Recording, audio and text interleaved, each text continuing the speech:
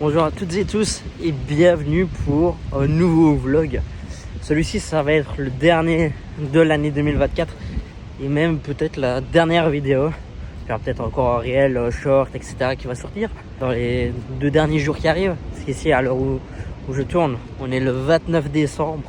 Ici, on est à Bruxelles, au parc du Cinquantenaire. Pour les connaisseurs, ils doivent savoir pourquoi je viens ici et pourquoi je fais un vlog ici. Alors, pour ceux qui ne connaissent pas, c'est pas grave, je vais vous expliquer tout de suite. Alors, on va aller à Autoworld. Donc, Autoworld, c'est une exposition de voitures, c'est un musée automobile sur l'histoire de l'automobile. Je vous ferai peut-être une fois, je pense pas cette fois-ci, mais je vous ferai peut-être une fois une vidéo complète de tout le musée, etc. Je vais essayer de les contacter pour essayer de vous faire ça. Et ici, on va faire une petite vidéo pour vous montrer l'exposition temporaire qu'il y a actuellement, qui est, à mon avis, une des plus belles qu'il y a eu ces derniers temps ici à Autoworld. Franchement, je pense qu'on va être au niveau de ce qu'il y avait il y a 2 ans. Donc c'était supercar et hypercar. Ici, ça va être Porsche, avec des Porsche incroyables, des choses qu'on n'a jamais vues. Même s'il y a beaucoup que j'ai déjà vu, mais c'est pas grave. J'ai plein d'anecdotes, etc. à vous partager. Donc j'espère que vous kiffez là. Et ici, direction Autoworld qui est juste derrière moi. Et on va aller voir ce qui se passe là-dedans. Allez, suivez-moi. Ici à Autoworld. Ici, je viens à peine de rentrer. Et quel accueil. Quel accueil qu'il y a quand même. On commence par le line-up de toutes les 911. De toutes les générations de 911 qu'il y a. Et on commence ni plus ni moins avec la 911E de 1968. 142 chevaux pour un moteur 2 litres à plein, 5 vitesses, 1 tonne 20 kg pour 200 km/h à vitesse maximale. Vraiment très belle. Et la 911 a commencé par cela, avec bien évidemment toujours le réservoir à l'avant.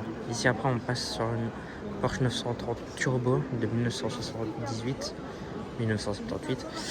donc un moteur 3 litres 3 à plat avec un flat 6 évidemment comme sur toutes les 911, avec une transmission 4 roues, je vais y arriver, avec une boîte 4 rapports, 1 tonne 3 en termes de poids, 0 à 100 5 secondes 4 et une vitesse maximale de 260 km/h. C'est quand même impressionnant pour l'époque. Donc voilà, on voit déjà une petite évolution sur les deux ici.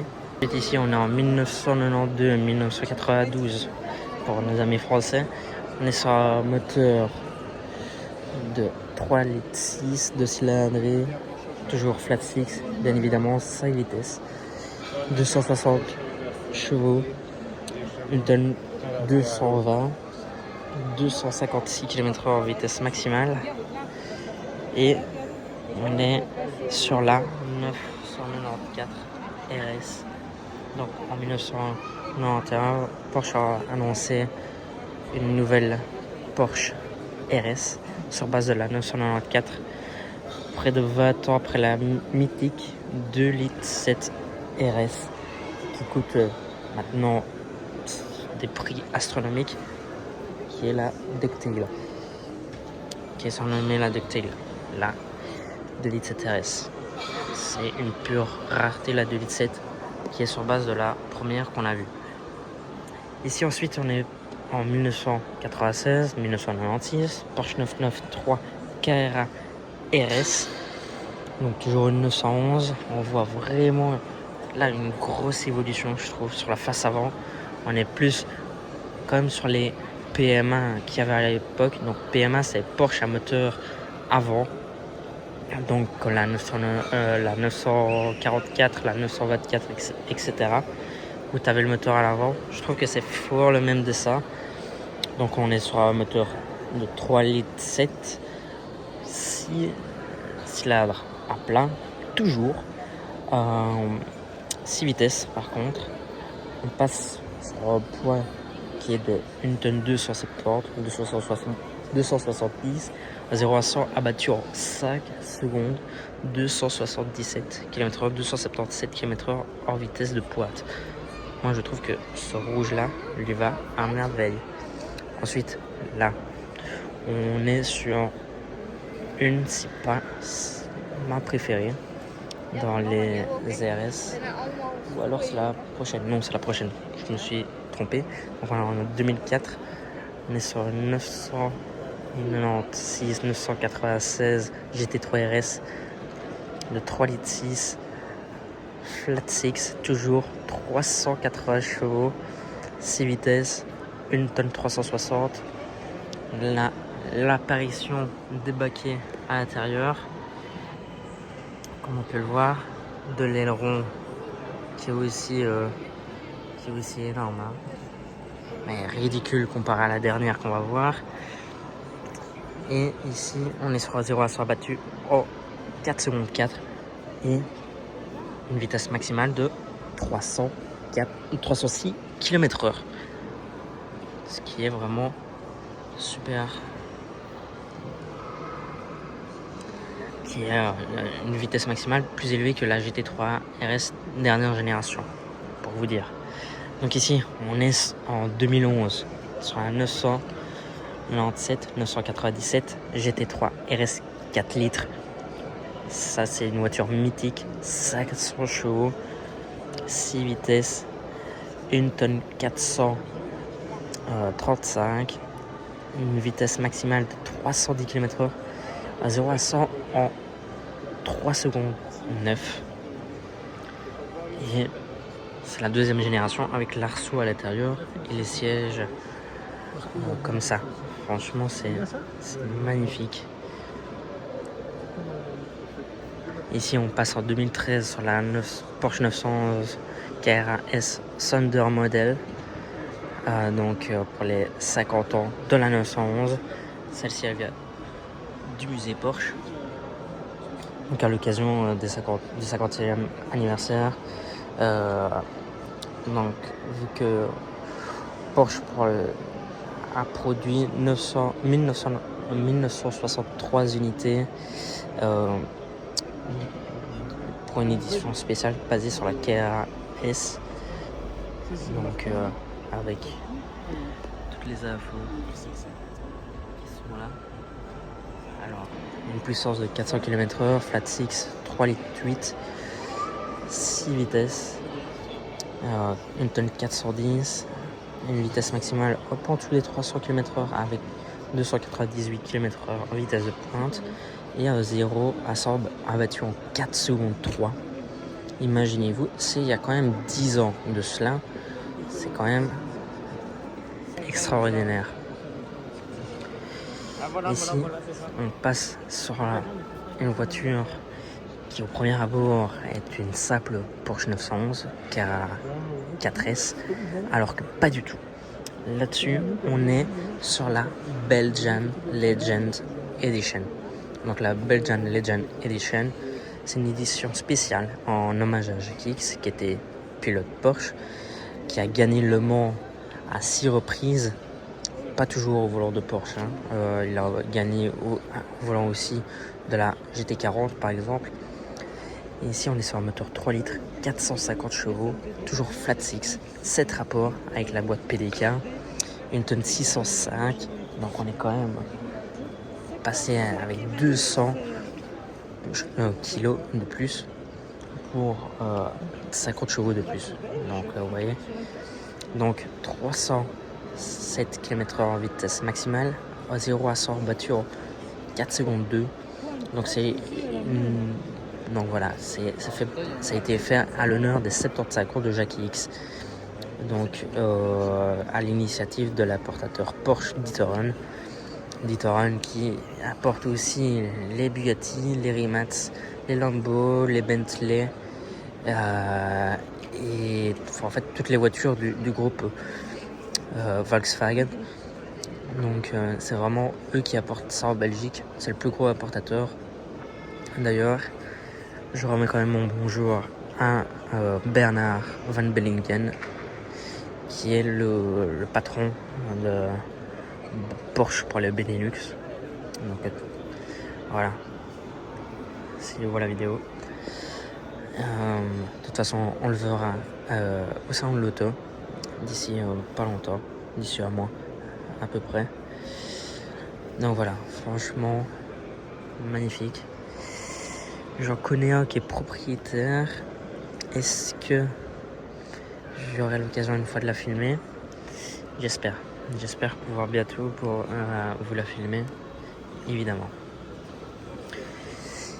Et enfin ici, on passe sur la plus radicale, le couteau le plus affûté de chez Porsche pour la route. Actuellement, la Porsche 911 GT3 RS, 425 chevaux, moteur 4 litres, avec 6 cylindres à plat, bien évidemment, 7 vitesses, avec les roues arrière directrices, 1 tonne, 450, 296 km/h vitesse maximale, donc c'est-à-dire 296 pour les amis français. 0 à 100 abattu en 3 secondes 2 seulement. Elle n'a pas l'intention de... Le design peut un peu choquer pour une Porsche. Une Porsche généralement c'est tout en rondeur, galbé, etc. Tandis que là c'est vraiment l'agressivité, c'est vraiment une voiture de course homologuée pour la route. C'est une voiture incroyable. Comparé à la dernière génération de GT3 RS, on gagne seulement 15 chevaux.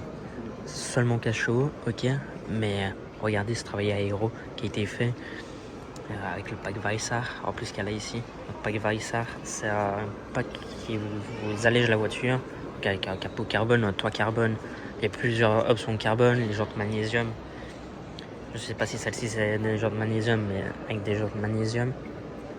Et voilà, tout est pensé et réfléchi pour aller vite, pour faire des chronos, pour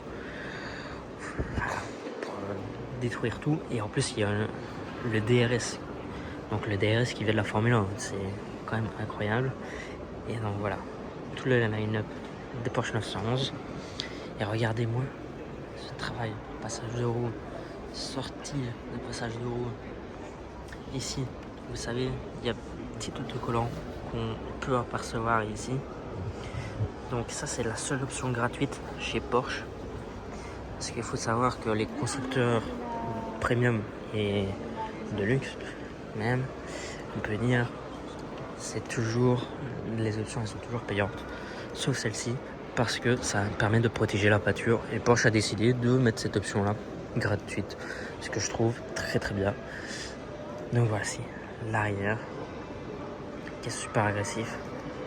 Quand on compare les deux, regardez ici et ici, comme la voiture elle est élargie, c'est incroyable. Regardez en plus ce système de verra, etc. Et si vous voulez avoir vraiment une présentation plus complète sur la Porsche 911 GT3 RS, je vais vous mettre, je sais pas si je sais toujours vous épingler une vidéo, mais je vais essayer de vous épingler une vidéo. Si c'est pas le cas, je mettrai le lien dans la description et dans le premier commentaire des Porsche Days à Francorchamps cette année en 2023. La vidéo elle a fait plus de 10 000 vues, ce qui est incroyable pour une ville d'une heure, pour une chaîne YouTube qui venait de commencer. Et il y avait 23 Porsche GT3 RS sur le circuit de Spa-Francorchamps. Et franchement c'est incroyable. Regardez, c'est magnifique. Ici on a terminé avec les 911 normales, j'ai envie de dire, avec l'espace dédié au 911. Ici on est sur l'espace dédié au 911 Dakar, Porsche Dakar. Donc voici la première. Donc on est sur modèle de 1978-1978.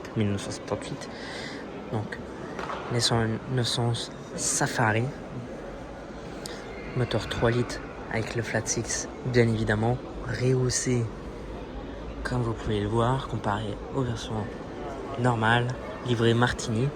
Celle-là, c'est une originale. Donc, en 78, l'équipe d'usine aligna 2 Porsche 911 SC au East Safari Rally.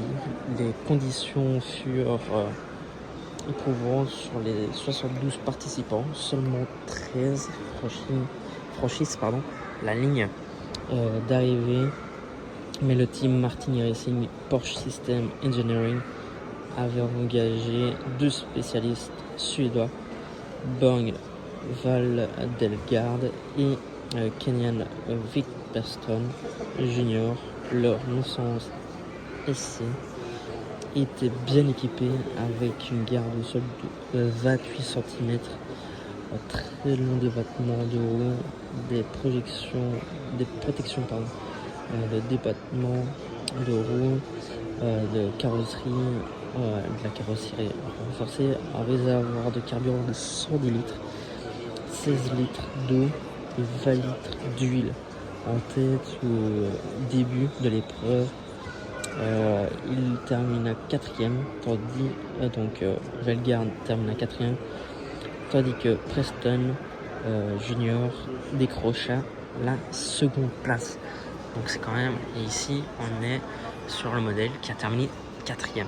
Donc ça c'est quand même une très très belle performance, alors qu'il n'y en a eu que 13 arrivés sur 72 au départ. Sur 72 au départ, c'est quand même très très très très très peu. Ici, si je dis pas de bêtises, le rallye historique de ce rallye, en fait, exact, il est encore fait actuellement, c'est au Kenya. Et il y a chez BM, ils ont aligné quelques Porsche pour le faire en Porsche classique. Et il y a eu quand même pas mal de dégâts, si j'ai de bons souvenirs. Donc, celle-ci, évidemment, je suis sûr que vous la reconnaissez. Elle a été pilotée par un pilote mythique belge qu'on a déjà cité précédemment dans la vidéo.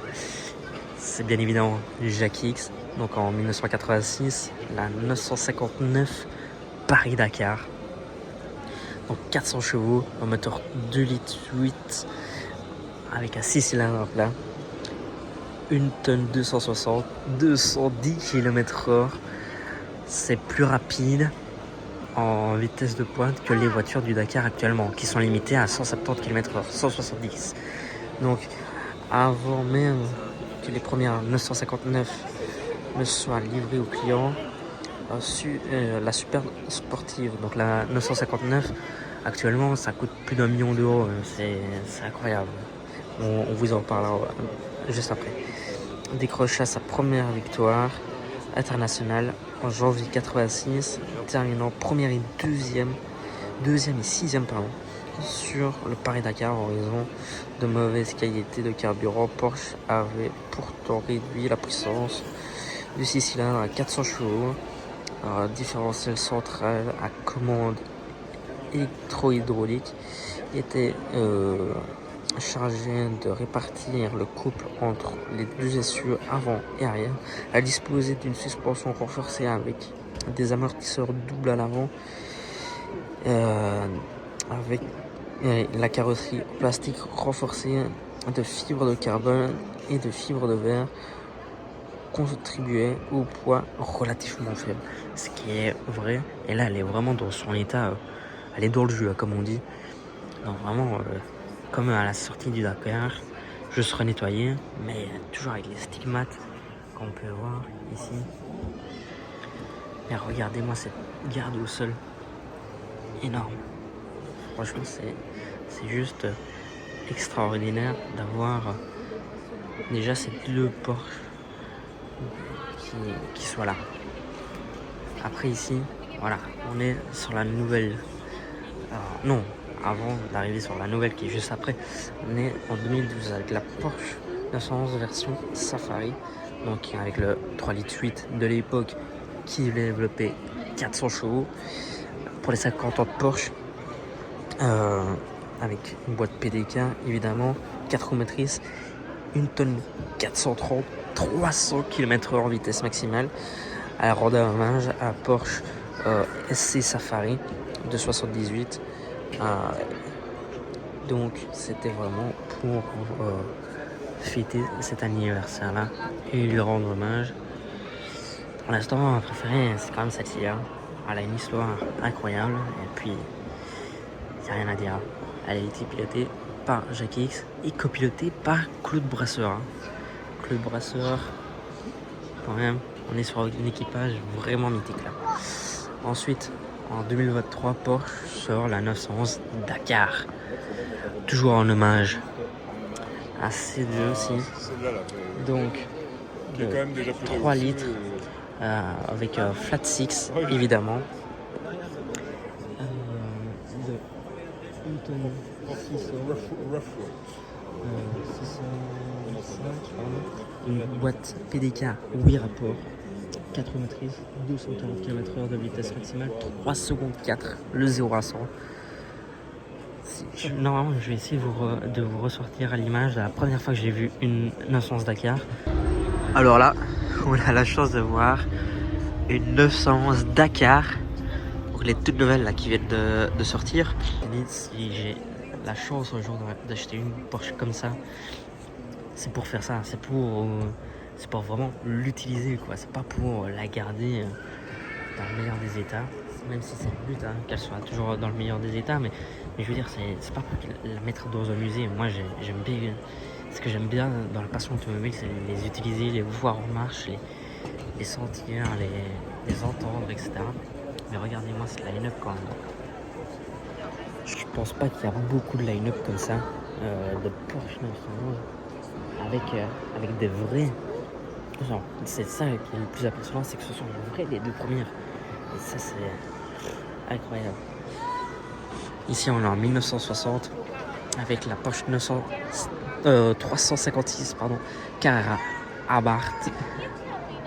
Je vais pas vous mentir, je connais pas trop ce modèle. Mais je vous laisse apprécier, bien évidemment. Voici les explications, si vous les voulez. Vous pouvez mettre pause pour lire. Ici, regardez tous les records qu'elle a. C'est impressionnant. Mais c'est quand même une voiture magnifique, je trouve. Ensuite, là, on arrive sur peut-être un des plus beaux sons automobiles qu'il y a. Une légende qui en aura fait partir les gens de ce monde. Je pense notamment à Paul Walker qui s'est tué dans une rouge de ce modèle-là. Je pense que avec ces indices-là, vous pouvez reconnaître le modèle. Mais si je vous dis qu'il y a OV10 dedans, vous savez toujours pas? Ça m'étonne. Porsche Carrera GT de 2004.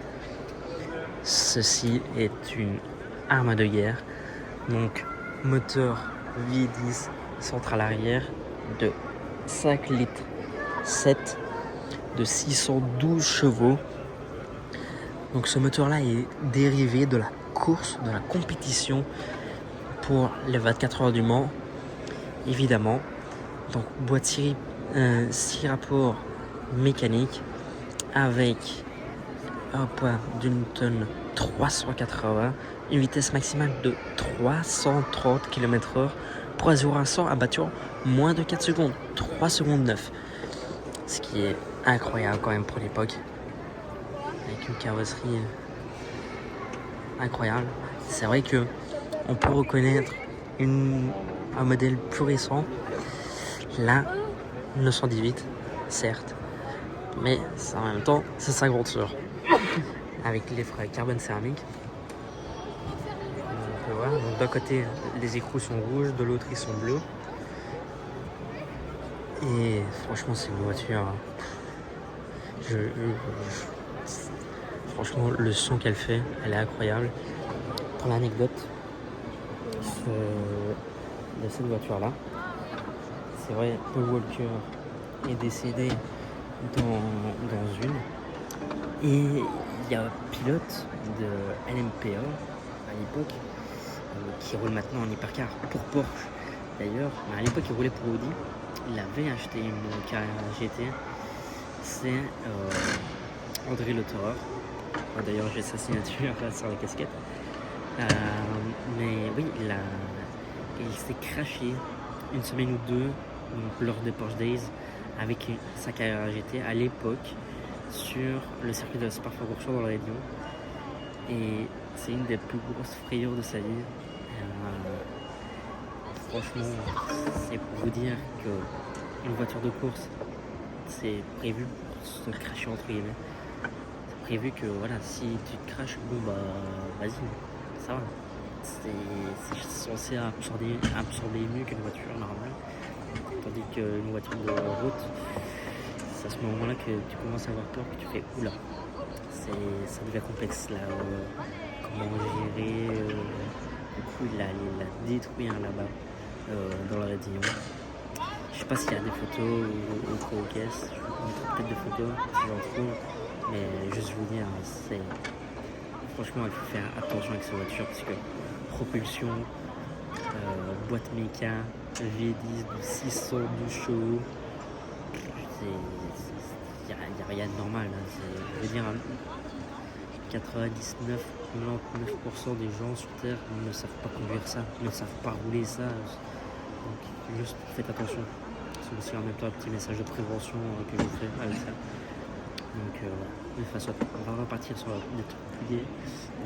Nous allons commencer par la partie Heritage. On va vous garder le meilleur pour la fin, quand même. Alors, ici on est en 1976, Porsche Targa gendarmerie, mais de la gendarmerie néerlandaise. Tout dans tout ça, mais il y aura dû en avoir un paquet. Après, là nous partons sur une 356 D'Ieteren Roadster, donc D'Ieteren. À la base c'est un carrossier belge qui est importateur maintenant, donc avec un moteur de 1,6 litre, 4 cylindres, 75 chevaux, 75 pour nos amis français, 4 vitesses, 175 km/h, donc 175 km/h en vitesse maximale, 0 à 100 à 3D. Hein. Attention, hein, le 0 à 100 en 15 secondes. Vous avez le temps littéralement de vous endormir. Et c'est vrai que si on regarde juste l'arrière, est-ce que ça ne vous ferait pas penser à une autre voiture, d'une autre marque? Dites-le moi en commentaire. Je vous le dirai plus tard. Mais en tout cas, c'est très reconnaissable. Et d'ailleurs, même l'avant de la jaune, ça, on peut même reconnaître. Hein, là, au final, il y a juste le milieu qui a changé, hein, littéralement. Mais ici, voilà, on est encore sur une 356/2 Gmund. Donc, une des 44 Porsche type 356/2 entièrement construite en aluminium à Gmund en Autriche avant de les transférer à Stuttgart pour la production en 1950. Le 15 juin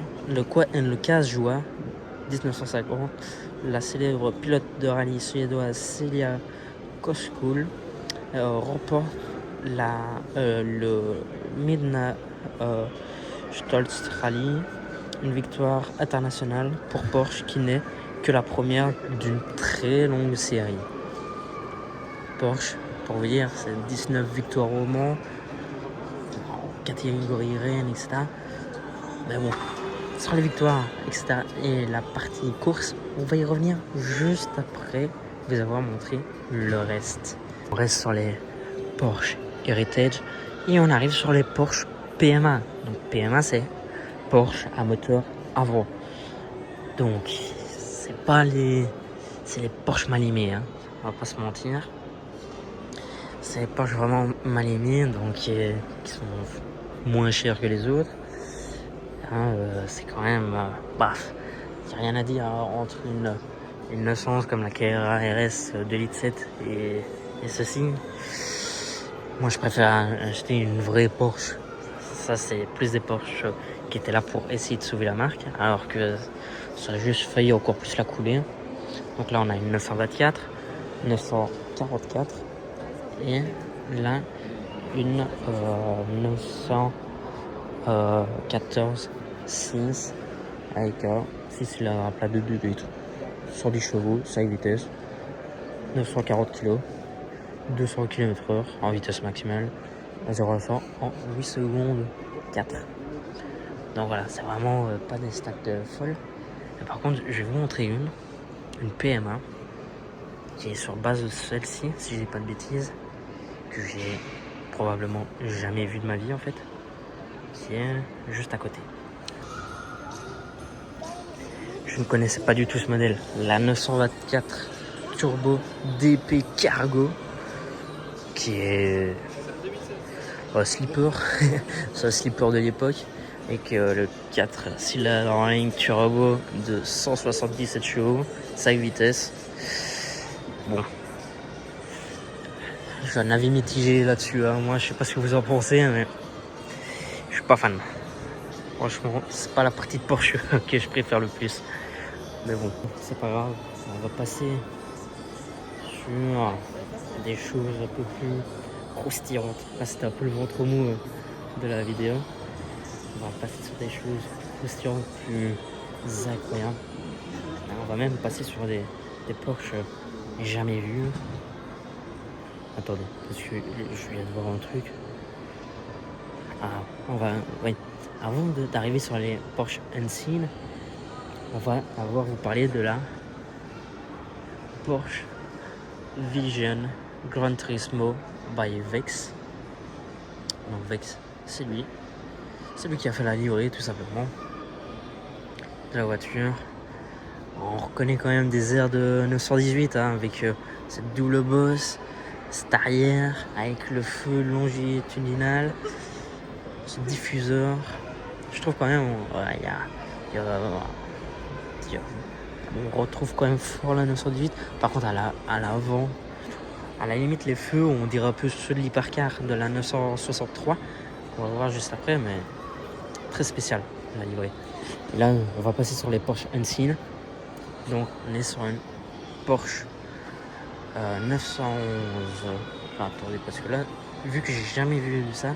Ah non, c'est une 930 turbo. Ok. Donc c'est une 930 turbo. 3 litres, 6 cylindres à plein de 275 chevaux. 5 rapports, 1 tonne, 161, 250 km/h en vitesse max.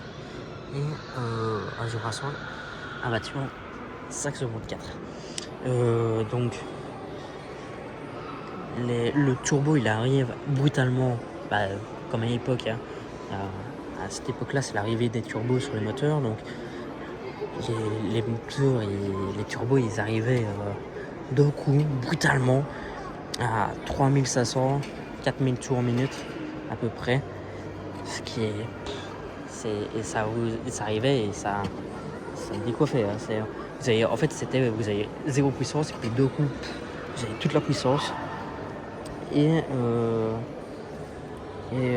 du coup voilà. Elle a une livrée spéciale, un intérieur spécial. Je ne connais pas du tout. Franchement, je vais pas vous mentir, il y a certains modèles de Porsche que voilà, je ne connais pas du tout. Donc je préfère dire aucune bêtise que de commencer à vous dire oui alors c'est ça. Et vous dire au final que des bêtises.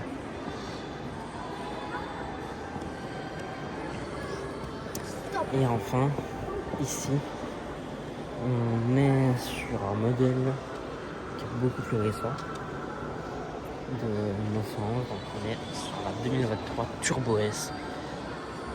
Évidemment, 650 chevaux, la même que GMK vient d'acheter, 2 secondes 7 le 0 à 100, 330 km/h, une tonne 640, 8 vitesses avec les 4 roues directrices, un moteur de 3 litres 8, flat 6, biturbo, le feu, bien sûr, LED, Matrix, système,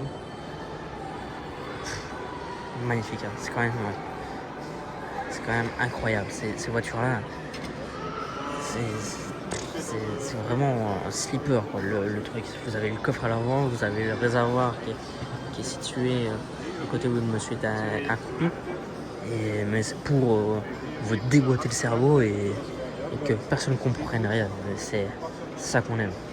C'est ça qu'on aime. On est là pour avoir des choses qui nous surprennent, et vous voyez, donc les freins sont en carbone céramique et chez Porsche en général ils sont jaunes les étriers quand c'est des freins carbone céramique.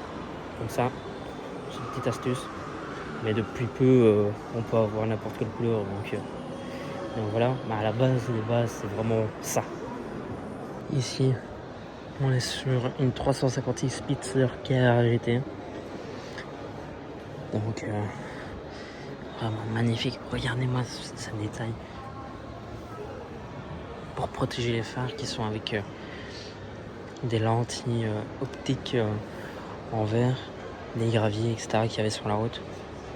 Franchement, magnifique. Puis là, on passe sur un 900 Speedster Concept. Donc c'est le concept pour le 70e anniversaire pour faire une Speedster. Donc il y en a eu 1948 exemplaires en tout de la Speedster. Mais la Speedster, il y a eu plusieurs générations. Celle-ci, c'est la dernière génération des Speedster avec 4 litres de 500 chevaux.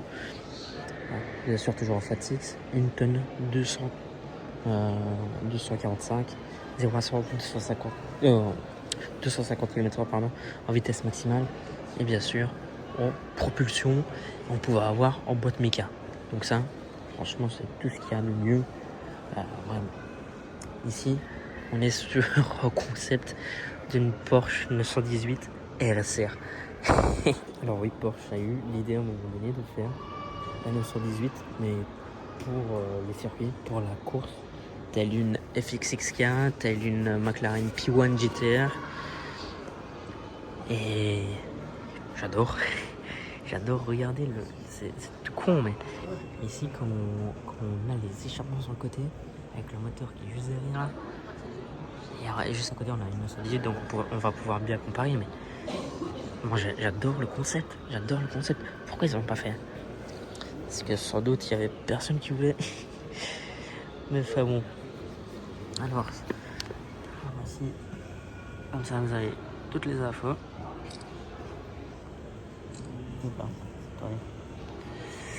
Voilà.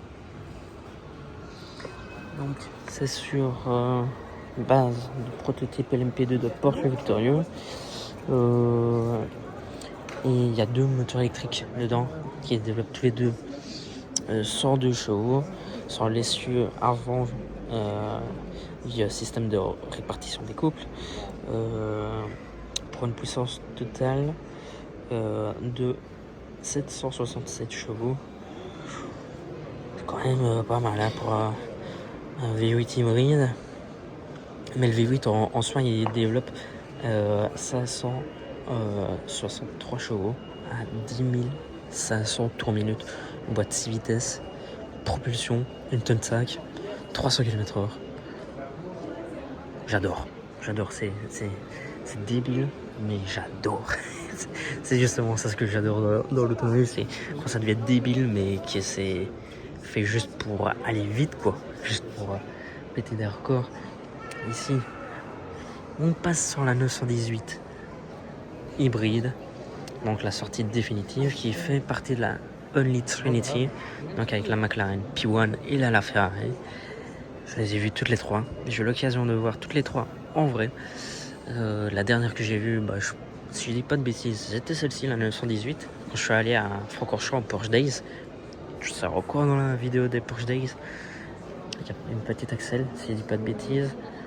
Donc 918 exemplaires. On peut voir le numéro de la voiture. Donc la cantine sur les 918 a été produite à l'arrière, sur la grille du cache moteur. Nous avons les échappements qui se retrouvent plus ici sur le côté, mais au-dessus. On les voit d'ailleurs ressortir là au-dessus. Il y avait moyen d'avoir le pack Weissach, donc avec un diffuseur différent et un spoiler avant différent. Bien sûr, l'intérieur différent, plus allégé. On gagnait une vingtaine de kilos, si je dis pas de bêtises. Et c'était à chaque fois plus ou moins 1000 € par kilo pour l'option 1. Donc voilà. Et évidemment sur des LED Matrix, intérieur rouge, cuir étendu partout. Donc on est sur le V8 biturbo de 608 chevaux plus 279 chevaux, 279 chevaux en électrique pour une puissance cumulée de quand même près de 900 chevaux avec un poids de 1 tonne 640 et 0 à 100 à moteur 12 secondes 8 pour une vitesse maximale de 347 km/h. Bon, c'est pas aussi vite qu'une Lala Ferrari, mais bon. D'ailleurs, il y a un épisode Top Gear. Je sais plus si c'est Top Gear ou The Grand Tour, ou le début de The Grand Tour. Si, les débuts de The Grand Tour, quand ils sont à Portimao avec les trois. Ils le disent pas, mais ils le font comprendre que la Ferrari les mange toutes les deux. Puis là, on a une Porsche 928 4S cabriolet, je te dis. Donc ça, c'est toujours les moteurs, les véhicules. Vous avez une Porsche, je te dis, c'est une Porsche qui était au concept car, et voilà, c'était pour étudier, pour voir est-ce que les gens pourraient accepter ceci, le machin, le bazar. Du coup, voilà. Là, on a la 928. On voit vraiment les deux. On a le concept et la réalité. Il n'y a pas trop de différence. Hein. À l'époque, ils partaient pas dans des trucs. Oui, alors le concept c'est ça, et puis la réalité. Non, le concept c'est ça, et puis la réalité c'est ça. Non, là on faisait des trucs quand même encore réalistes. Nous voici sur la Porsche Studi groupe B. Donc, c'était la Porsche pour homologuer qui présentait les performances pour faire le groupe B avec un coefficient traîné de 0,32 seulement sur la base d'une 956 avec un moteur 3 litres de 400 chevaux 6 cylindres à plat et biturbo, pardon. Donc transmission, propulsion, 5 rapports, 1 tonne 115 kg, 300 km/h, 0 à 100 abattu en 4 secondes 9, ce qui est énorme pour l'époque. Hein. C'était une voiture qui tuait tout sur son passage, qui est la première lignée de supercar avec la F40, etc. Mais ça, c'est la version route qui est bel et bien sortie. Donc franchement, il y a eu 292 modèles pour la route qui ont été fabriqués. 450 chevaux. Celle-ci, la version route, à 0 à 100, 3 secondes 7. 3 secondes 7. 317 km/h en vitesse de pointe. Pour 1 tonne 450. 5 rapports. On ne sait pas avoir mieux. Non, c'est vraiment pas un voir mieux. Puis quand vous voyez les deux, je suis désolé pour la lumière, mais c'est avec les spots qu'il y a partout, c'est compliqué d'avoir. Et ça, c'est le concept du Cayenne cabriolet en 2003. Bon, l'intérieur, voilà, ça reste un bon vieux caillou. Après voilà, le Cayenne, je suis pas fan. En tout cas de cette version-là, Maintenant la nouvelle, la hybride Turbo S version, la GT Pack, ça c'est un monstre, hein, c'est un monstre de route hybride, etc. Ça vous détruit et tout, ça c'est un pur bonheur. Hein. Regardez, 2 tonnes 3 à 0 à 100 en 3 secondes 3, en 3 secondes 2, 305 km/h dans un 4 Kata. C'est énorme pour une puissance cumulée de 700, plus de 750 chevaux quand même. Plus de 750 chevaux en puissance cumulée. C'est énorme, c'est plus que le Purosangue actuel qui fait 720 chevaux. Mais là, c'est un V12 Atmo, sans aucune aide électrique. Tandis que là, il y a de l'électrique. Donc ça, c'est le prototype de la 1984. Donc, je vais vous laisser mettre pause pour lire.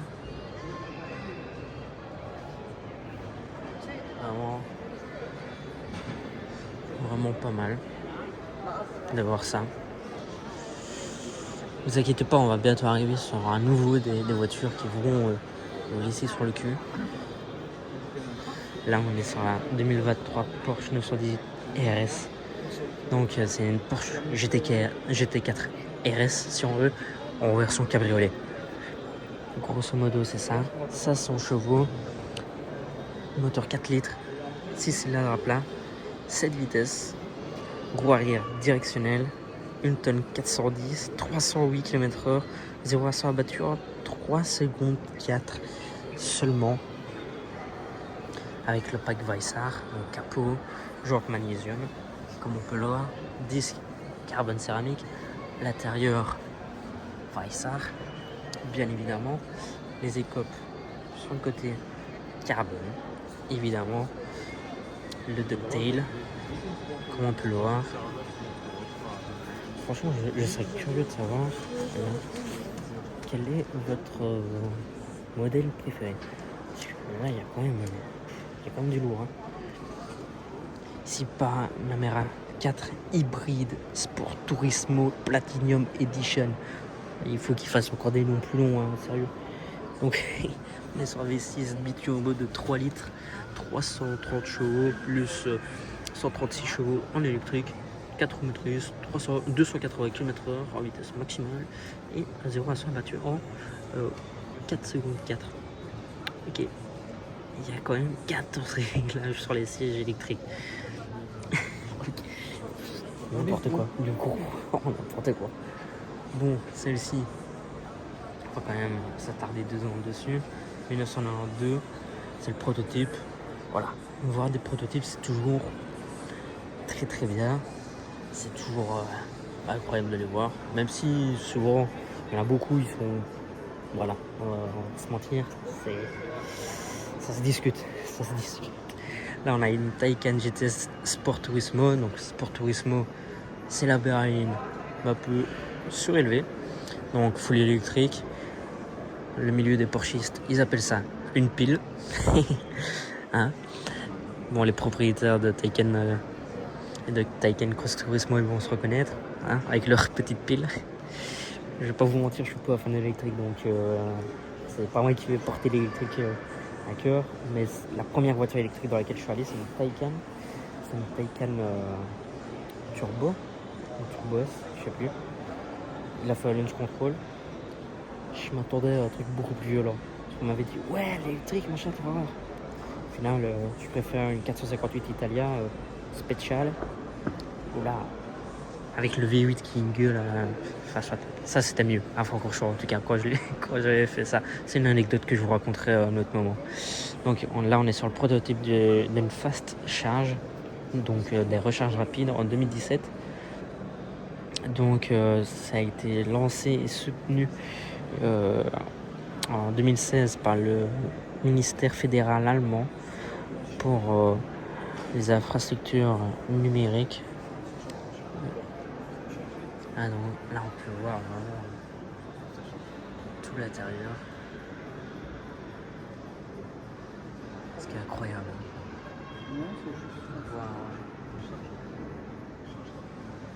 On va voir tout ça. C'est quand même... Waouh. Parce que là, c'est vraiment un prototype de prototype de prototype, quoi. Vous voyez, avec l'arrière. Oui, parce que c'est un projet, c'est un ça, concept, t'as pas besoin des sièges. C'est incroyable. Franchement, ils sont fous chez Porsche. Ils sont fous, c'est incroyable.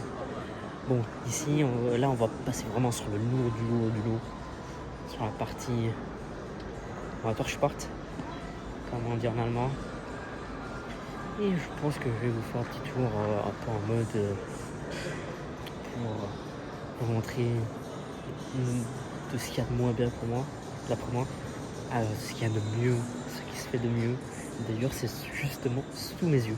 Bon vieux modèle comme ça, de 1961, Porsche Spyder, type 718-RS61.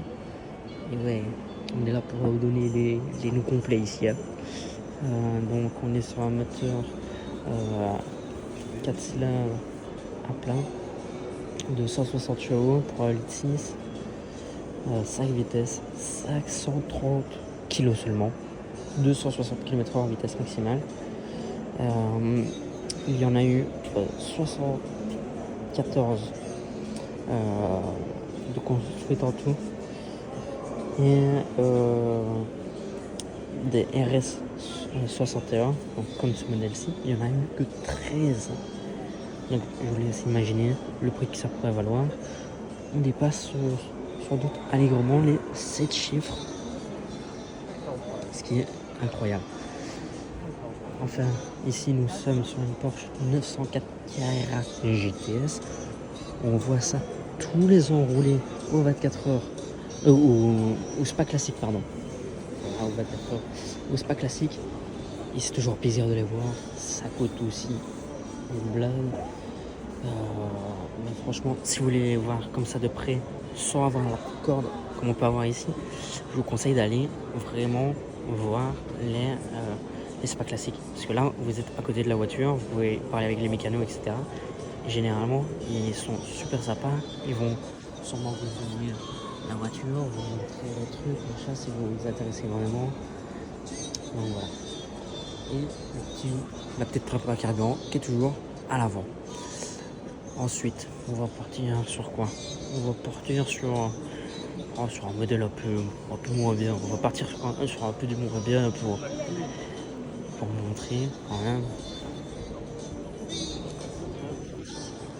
Donc 1924 GTS Rallye en 81, donc le 4 cylindres en ligne turbo de 245 chevaux, 5 vitesses, 1,50, 185 km/h en vitesse maximum, réservation à voiture 5,6. Voilà, c'est un rallye quoi, c'est une voiture de rallye.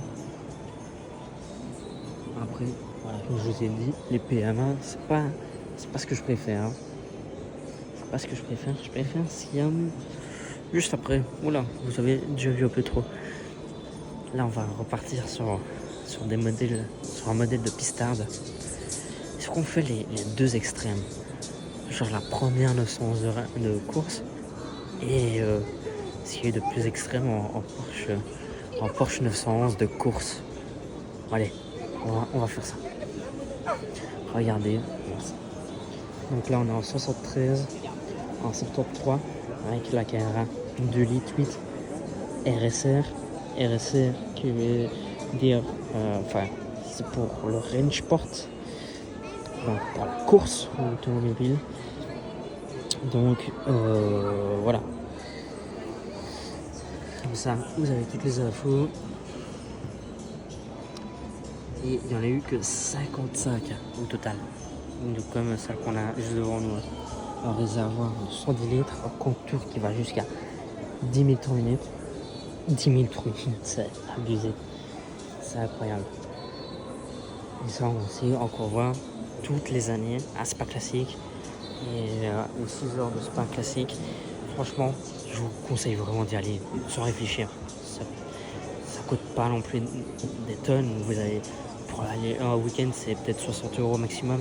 Mais certes sur un petit budget, mais ça va, c'est quand même pas non plus abusé. Puis là, on a une 911 RSR de 2018, qui est celle qui a été pilotée par Lawrence Venturi, Kevin Est et Michael Christensen, qui roule actuellement en hypercar avec la 963 chez Team Penske, qui est le team usine Porsche, en hypercar depuis 2023, donc depuis cette année. J'ai eu la chance de la 963, j'ai eu la chance de l'avoir 2 fois cette année, 2 reprises cette année à Spa, mais j'ai eu la chance aussi de voir la dernière course de la 911 RSR à Spa en course officielle, qui était les 4 heures ILMS, le flat 6. Juste pour le flat 6, je vais vous mettre une accélération genre là, maintenant quoi. Mais bon, revenons à nos moutons. Donc, elle porte le nom de 911, à part que sous la carrosserie, c'est tout sauf le 911. Vous allez me dire, mais comment ça? Pourtant, on dirait vraiment le 911. J'ai envie de vous dire oui, mais non. Parce qu'en fait, le châssis, c'est la base d'une Cayman, d'une Porsche Cayman, pour avoir le moteur plus central. Donc, par exemple, là, voilà, c'est une Porsche 911 GT3 Cup, dernière génération. Mais grosso modo, le moteur ici, il est en centrale arrière, tandis que sur celle-ci, il est juste derrière le pilote. Il a avant l'axe des roues arrière qu'on voit juste là. Il est vraiment juste avant. Ce qui fait qu'il y a une meilleure répartition des masses que la voiture. Bon, voilà, elle a quand même un palmarès, somme toute, incroyable. Alors, si on veut savoir un peu les prix, et ce qui est une des raisons qui a fait que cette catégorie du GTE et du GTE Pro en particulier a disparu à l'heure actuelle, c'est son coût, qui est le coût d'exploitation. On est sur une voiture comme ça, c'est plus d'1 million d'euros à l'achat. 1 million d'euros pour une GT. Si vous achetez une LMP2, c'est 500 000 euros à peu près à l'achat. Donc c'est énorme la différence de prix pour aller moins vite en soi. Donc, mais c'était une très belle année avec de belles batailles en Porsche, Ferrari, Corvette qui venaient au Mans.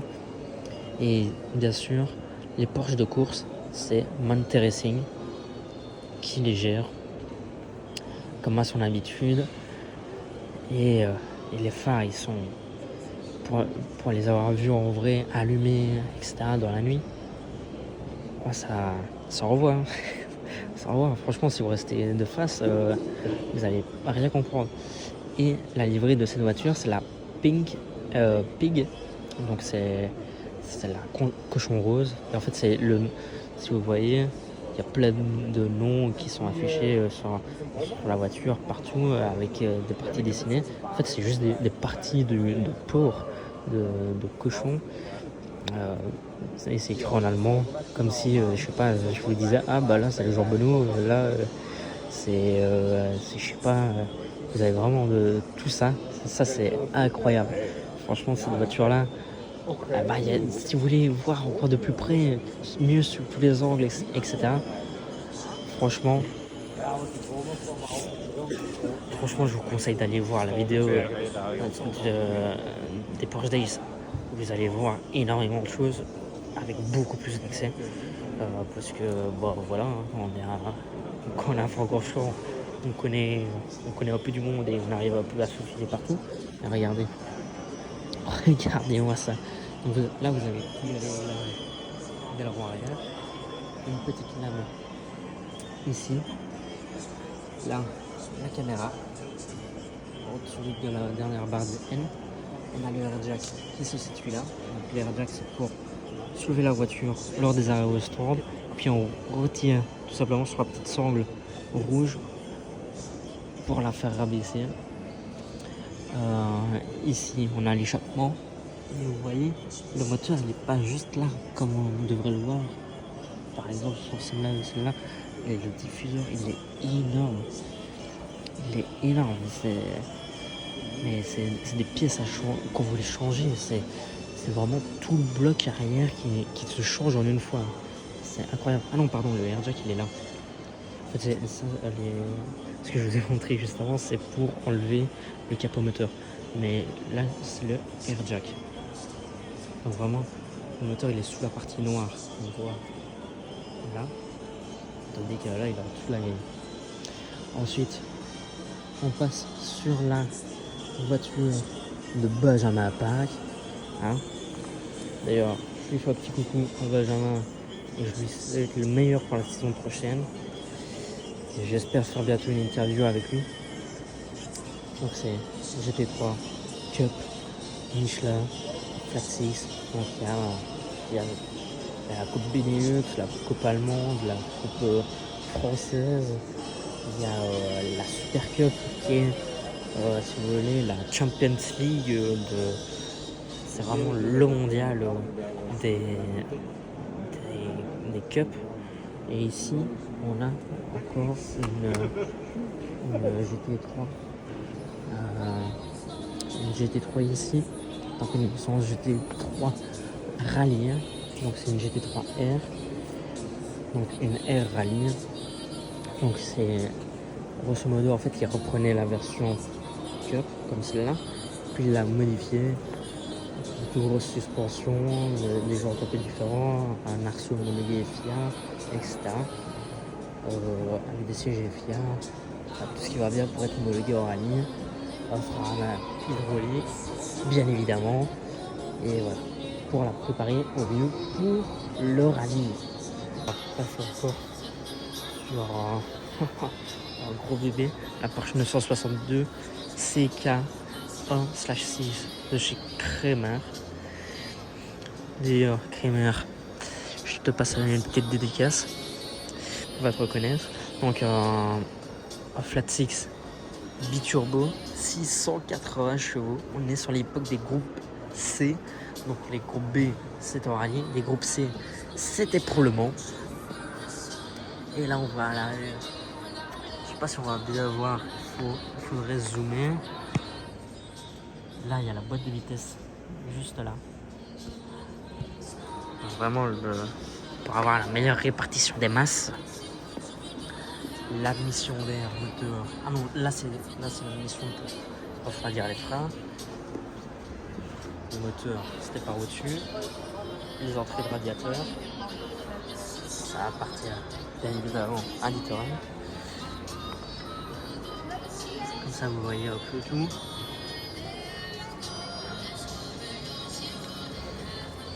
Mais il y en a eu 75 aujourd'hui à des clients et 11 transformés par Kremer avec une monocoque carbone au lieu d'une monocoque en aluminium comme c'était prévu à la base.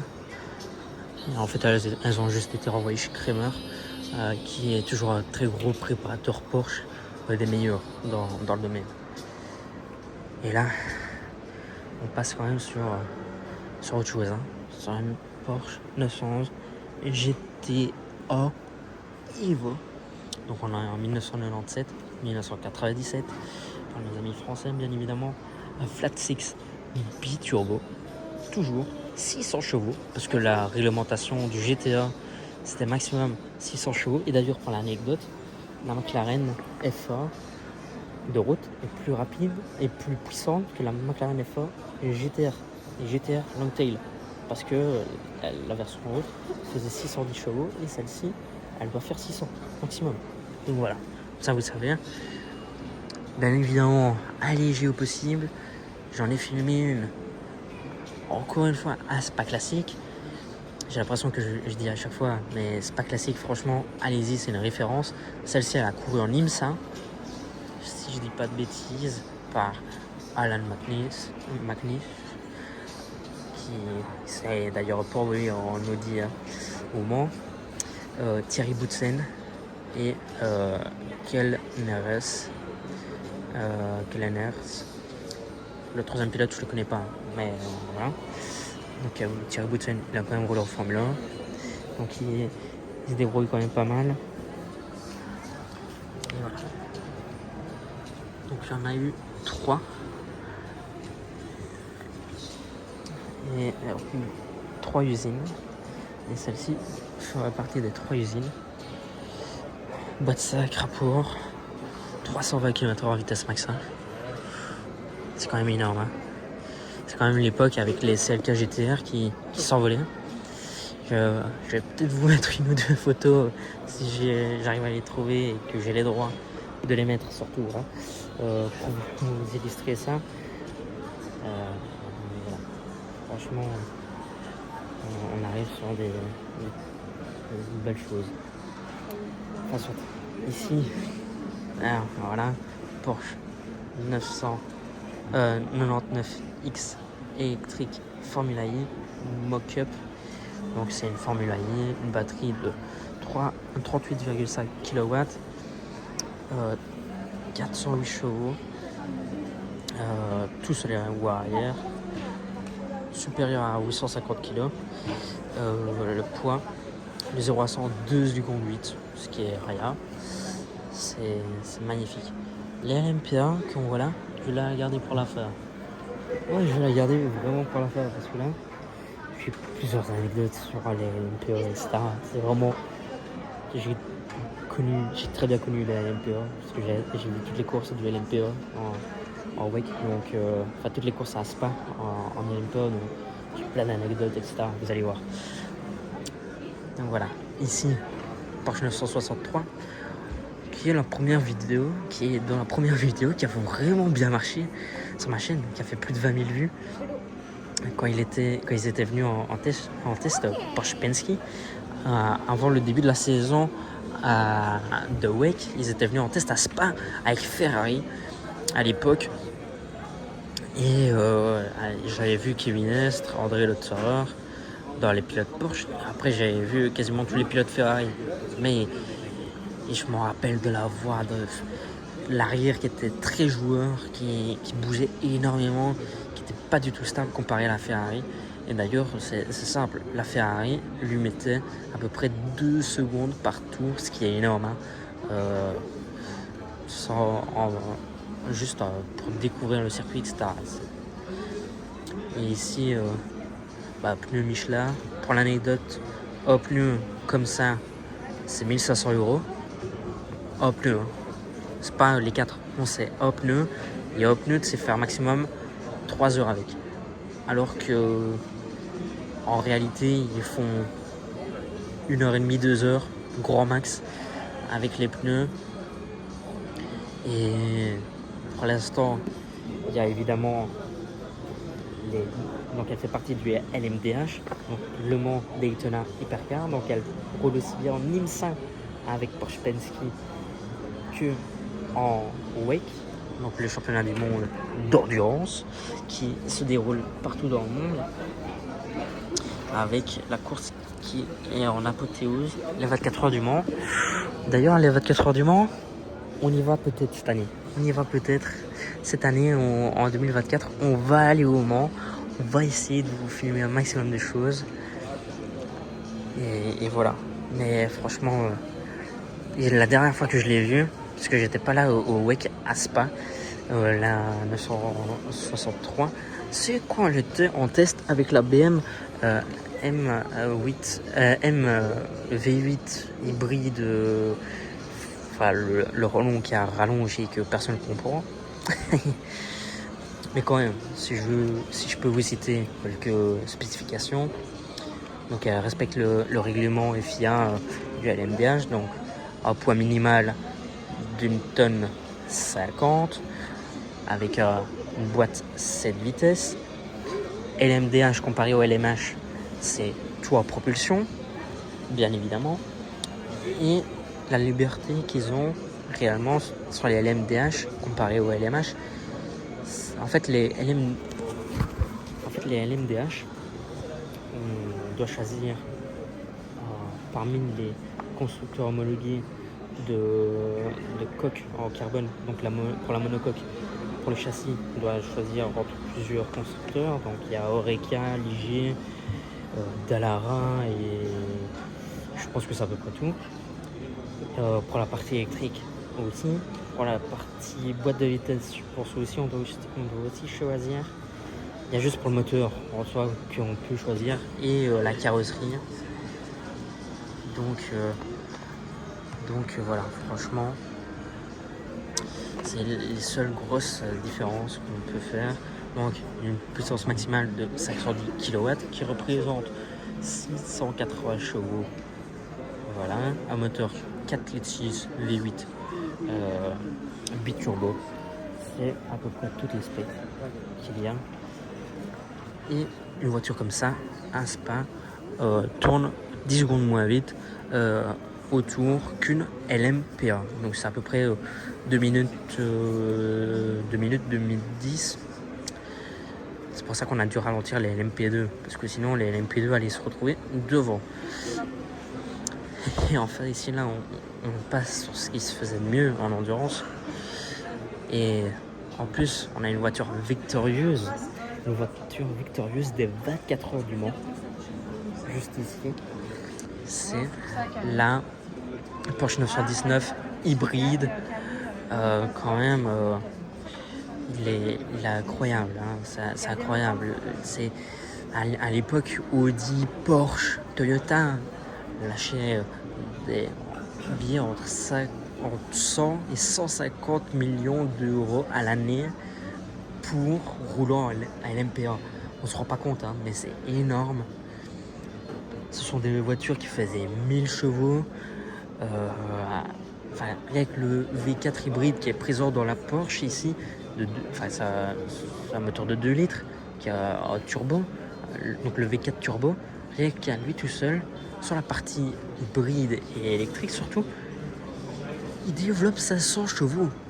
Et ça tenait les 24 heures, c'est incroyable. Donc, et celle-ci, c'est le châssis qui a gagné les 24 heures du Mans avec Neliani, Romain Dumas et Timo Bernhard. Alors, est-ce que vous voulez une petite anecdote qui est assez, croustillante. Je vais me poser d'ailleurs juste devant elle. Donc, la Porsche 919, il y a eu la version hybride Evo, donc la Tribute. Donc c'était lors du 70e anniversaire de Porsche, donc en 2018, juste après que Porsche ait arrêté le programme LMPA et Porsche ils avaient tout gagné, ils avaient gagné au 2014, je sais plus si c'est eux qui avaient gagné, mais ils ont gagné 2015, 2016, 2017 et la 919 Evo développait 500 chevaux de plus que celle-ci, c'est-à-dire 1500 chevaux. Il y a un système KERS qui était placé dessus, un système DRS qui l'a propulsé à une vitesse maximale de 360 km/h. Mais c'était juste une voiture qui est rentrée dans aucun règlement, qui était juste faite pour aller le plus vite possible sur un circuit. Mais la FIA on a décidé autrement. C'est que tout simplement la FIA a interdit à Michelin et à Porsche d'obtenir des pneus, comme ils disent, qualification. Donc les pneus qualification, c'est vraiment des pneus qui sont prévus pour pas durer en longueur, mais pour être le plus performant. Il parle ici, la voiture, elle a fait son record, quand elle a établi le record à Spa le 9 avril 2018, j'étais dans les box. Au moment, grâce à Neliani, qui est le pilote qui a battu le record. Hein. Il était présent avec Timo Bernhard, mais c'est Nel qui a battu le record. Et il m'a dit que en fait, la FIA n'a pas voulu que Porsche ait accès à ces pneus-là, parce que sinon, il mettait plus de 2 secondes au tour au Formule 1.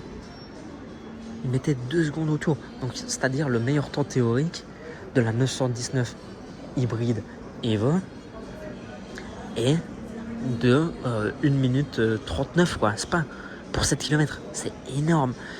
Mais Neliani a toujours le record du passage le plus rapide dans le Raidillon avec une vitesse de passage en moyenne lors de son tour rapide qui était de 312 km/h, si je dis pas de bêtises.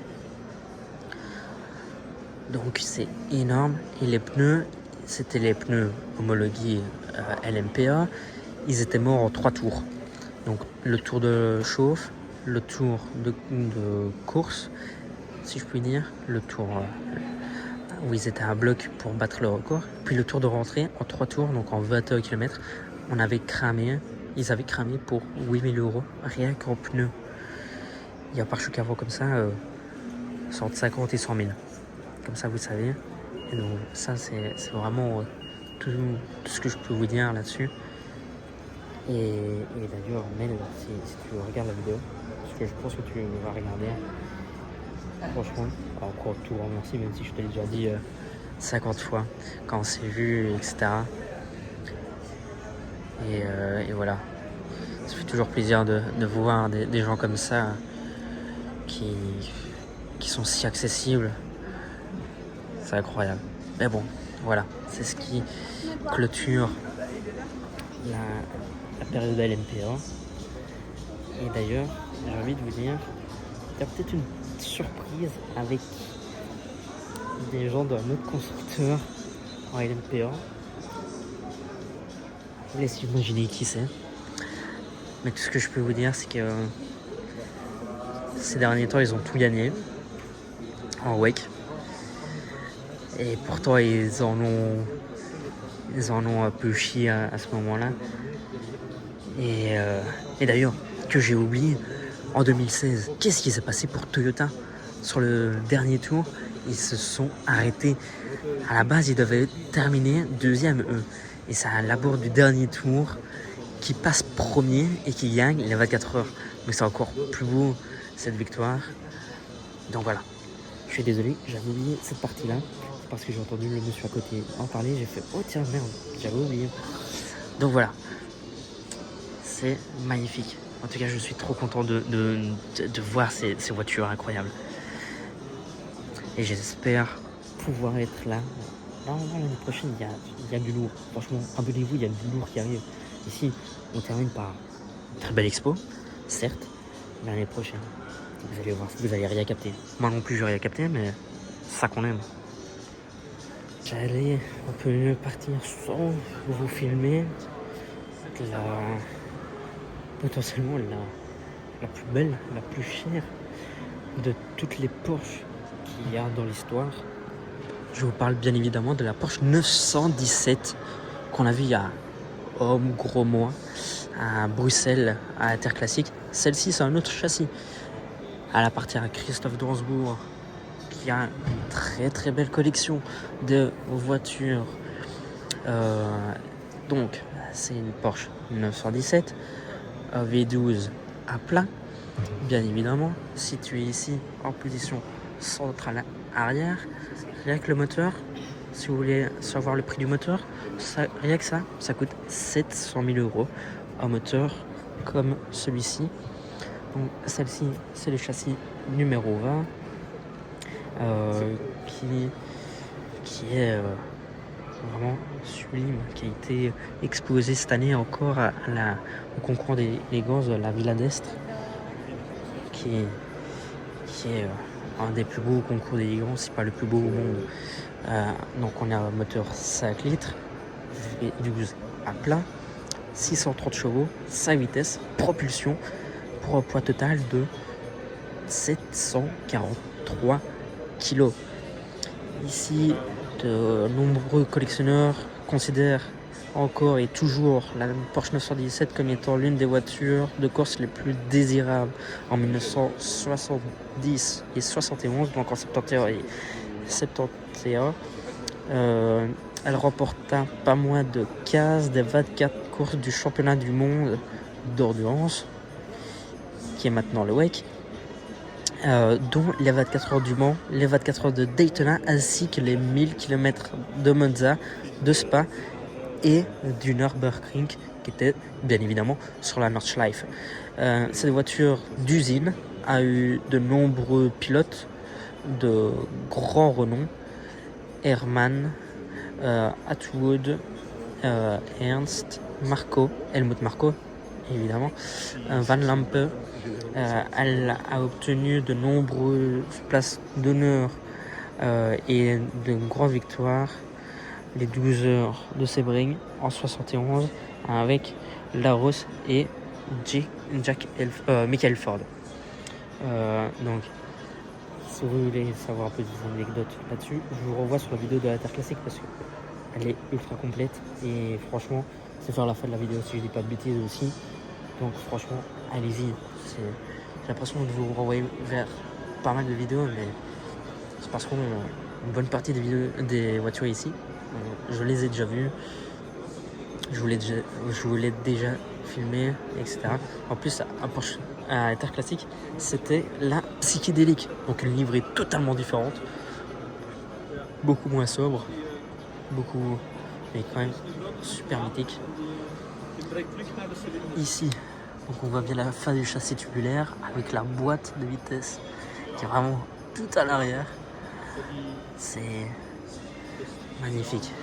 Et le pire, c'est qu'à l'époque, on pouvait rouler avec ça sur la route. On pouvait rouler. Vous voyez, les petits trous pour régler les petits flaps arrière.